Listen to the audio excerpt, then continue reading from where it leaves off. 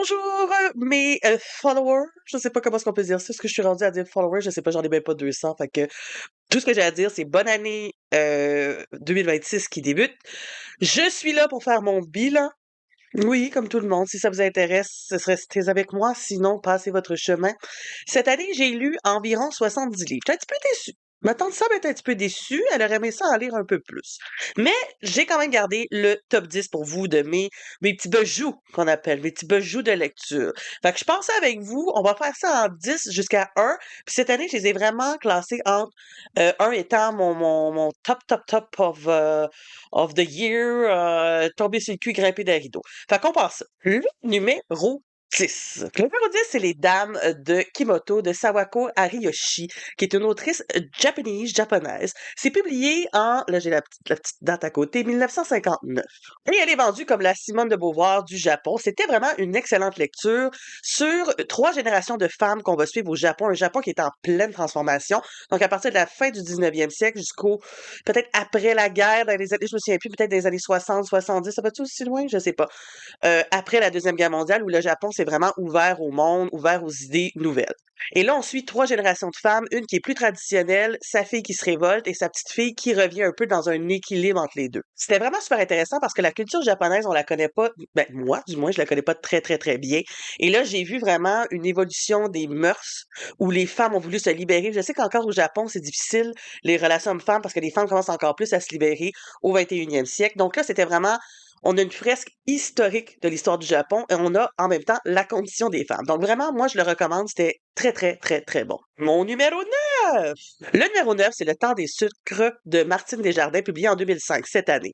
Là, je veux qu'on prenne une petite minute pour regarder la couverture qui est vraiment juste trop belle, mais j'espère que c'est pas fait par de l'intelligence artificielle, ça serait dommage. Mais si ça ne l'est pas, elle est vraiment très belle et le créateur a des très belles idées, une très belle vision de la vie. Donc, Le Temps des sucres, là, en tant que tel, c'est un peu comme une critique du masculinisme toxique. C'est un gars qui revient dans son village, qui était pas revenu depuis des années parce que son père est décédé. Son père tenait une érablière, donc il revient dans ce monde-là, un monde d'hommes, là, de monsieur, là, de mâle alpha. Wow, wow, on est viril, là, on aime ça, nous, des femmes, puis des plots, puis tout ça, puis on coupe du bois. Puis lui, ben, c'est plus comme un intellectuel de la ville qui est parti de là. Mais il va revenir sur l'érablière, puis il va se rappeler, puis même si c'est masculin, il va trouver comme au début une genre d'intérêt à la nature, ou, tu sais, sortir un peu de sa ville. Mais vite, vite, vite, ça va tourner assez mal. La finale est quand même assez intéressante, assez weird et bizarre. Ben, pas bizarre, mais moi, je l'ai trouvé comme, oh mon Dieu Seigneur. Donc, c'est un roman qui dénonce vraiment une masculinité toxique qui va trop loin. Parce que, tu sais, être masculin, c'est correct dans la vie, mais là, à un moment donné, il faut se calmer un petit peu le pompon. Donc, Martine Desjardins, je l'aime beaucoup. Elle a un sens de l'horreur que j'aime bien. Lui, je vous le conseille. J'avais lu aussi Méduse, que j'avais beaucoup aimé. Je pense que je vais essayer de lire d'autres de ses romans. Le numéro 8, c'est un roman de, vous savez, Ma Best Friend Forever, Joyce Carol Oates. Délicieuse pourriture, OK? C'est un roman, c'est court, c'est pas long à lire. C'était Karine de Mon Coin Lecture qui l'avait lu, puis je m'étais inspirée d'elle. J'étais curieux, j'étais allée voir. C'est glauque, c'est malaisant, comme j'aime que Madame Oates fait ses romans. Donc, si je me trompe pas, on est dans les années 70. Puis on est dans un collège américain, donc dans la Nouvelle-Angleterre, donc on en reste. Et il y a un professeur qui séduit toutes ses étudiantes.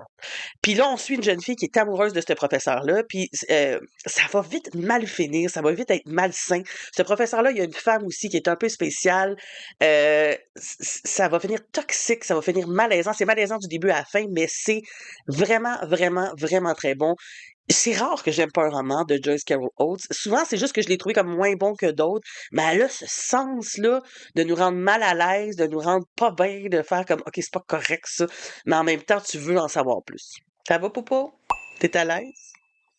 Là, il y a Pauline qui est couchée sur la chaise puis qui fait sa toilette pendant que moi, je fais mon bilan. Je trouve ça adorable et tout, chou, chou, chou, chou. Le numéro 7. Le numéro 7, c'est aussi une lecture récente, publiée en 2024, Baignade d'André A. Michaud. C'était le premier livre que je lisais de cette autrice-là. Je l'ai découvert avec ça. J'ai lu plus tard Proie aussi, que j'ai trouvé hyper bon.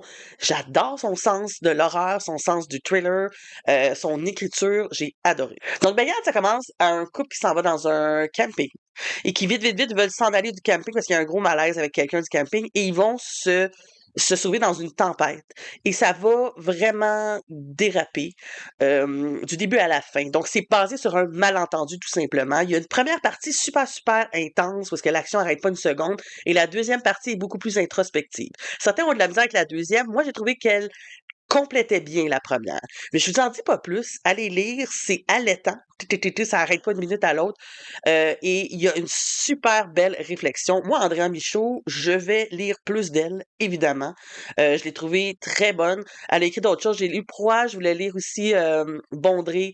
Il y a Lazy Bird aussi, que je vais lire, évidemment. Mais ce roman-là, vraiment, je l'ai trouvé excellent, tout simplement. Le numéro 6!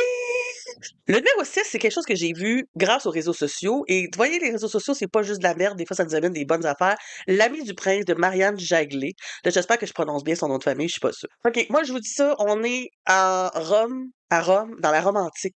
Il y a Néron, il y a Sénèque. Moi, je me demande si j'ai besoin d'en dire plus pour aller lire ce livre-là. Moi, juste ces noms-là, cet endroit-là, je suis comme, mettons, Tsebi est au rendez-vous, là. Donc là, sauf sous Sénèque qui doit se suicider, qui doit s'enlever la vie. Néron le condamner à s'enlever la vie. Ça, moi, là, dans la vie, là, c'est comme coupez-moi la tête, pendez-moi, noyez-moi, mais ne me demandez pas de m'enlever la vie. Je dis, ça n'a pas de sens. Comment tu fais ça? C'est comme, je sais que c'est comme une peine moins intense que d'être humilié devant un public, mais en même temps, je dis, mais on n'est pas capable de m'enlever la vie par moi-même si je suis pas déprimé, ben raide.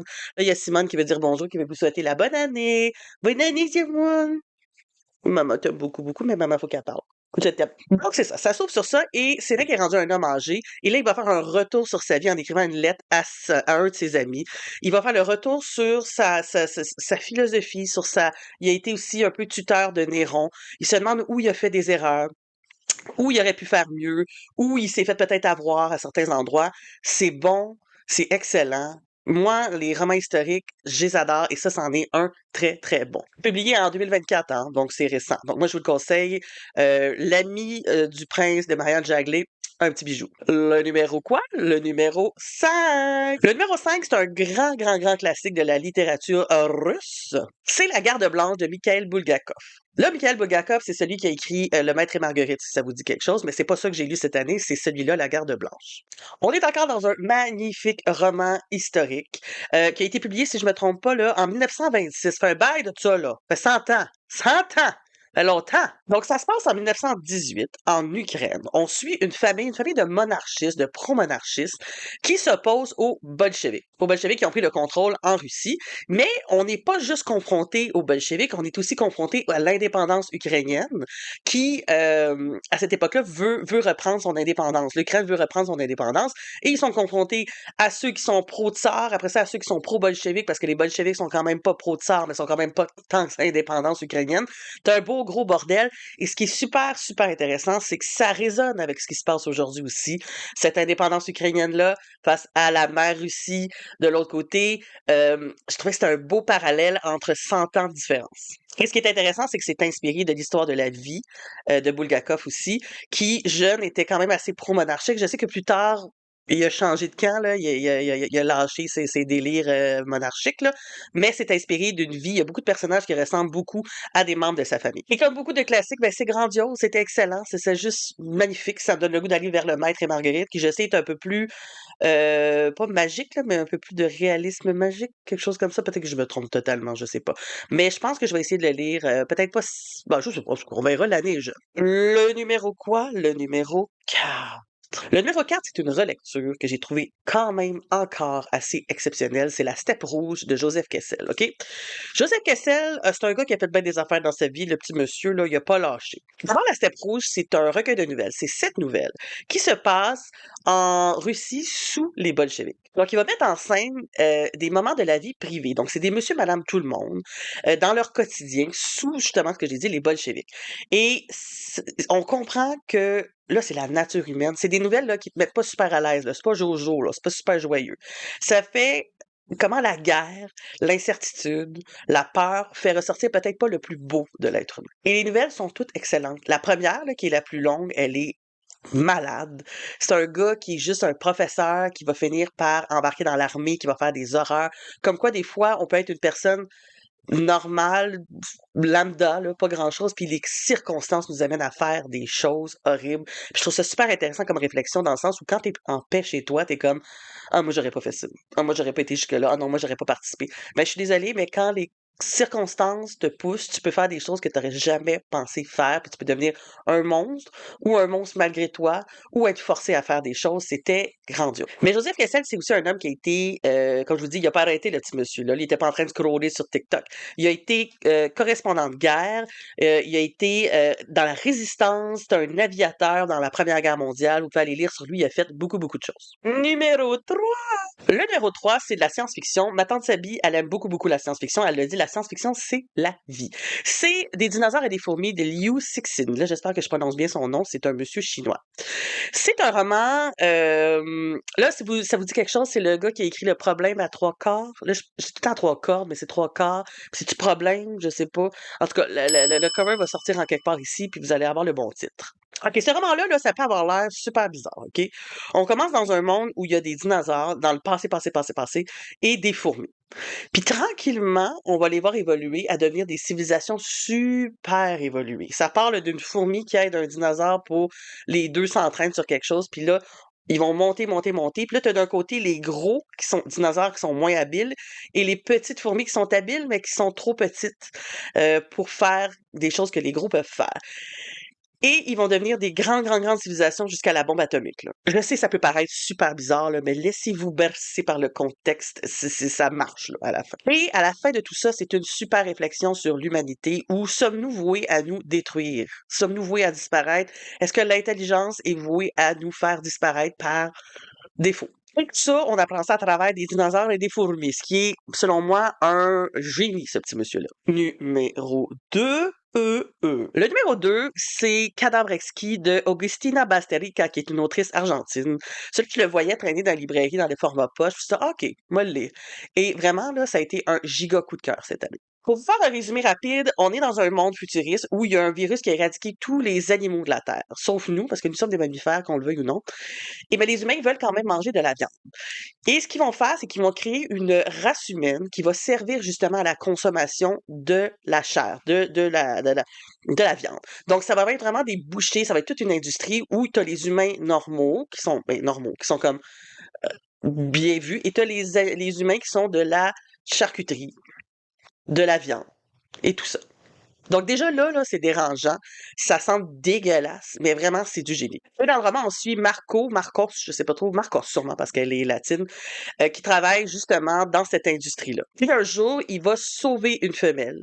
Et c'est là que son histoire déboule et ça tourne très, très, très mal. Ce roman-là était une superbe réflexion sur le caractère humain, sur le cannibalisme déjà, en partant, sur la valeur humaine, quel point on donne la valeur à certains, pas à d'autres, sur la consommation de viande aussi.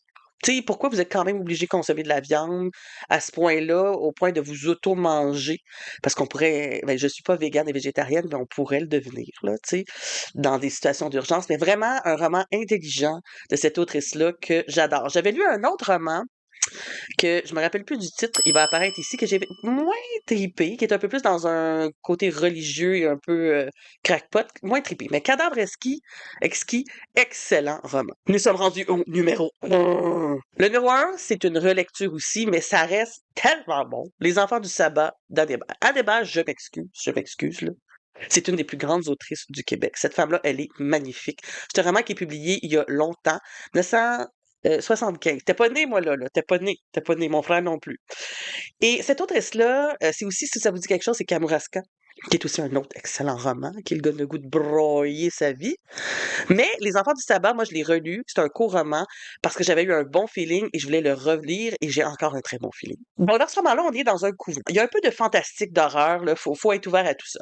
Sœur Julie, elle rentre dans un couvent. On est pendant la guerre. Je sais pas si c'est la première ou la deuxième. Je pense que c'est la deuxième. Et elle veut faire ses vœux. Elle veut entrer dans le couvent parce que son frère est parti à la guerre et elle veut le protéger de cette façon-là. Déjà là, je suis comme, Julie, je pense pas que ça va marcher. Mais l'affaire, c'est que Julie, à chaque fois qu'elle veut faire ses vœux, il y a quelque chose qui physiquement lui en empêche. Et elle est quand même spéciale. Il y a des choses qui se produisent. Et on va comprendre en retournant dans son enfance que ses parents étaient assez spéciaux. Ils faisaient des sabbats. Donc, des sabbats, c'était l'appel au diable. Et qu'elle a vécu une jeunesse complètement crackpot dans une cabane dans le bois.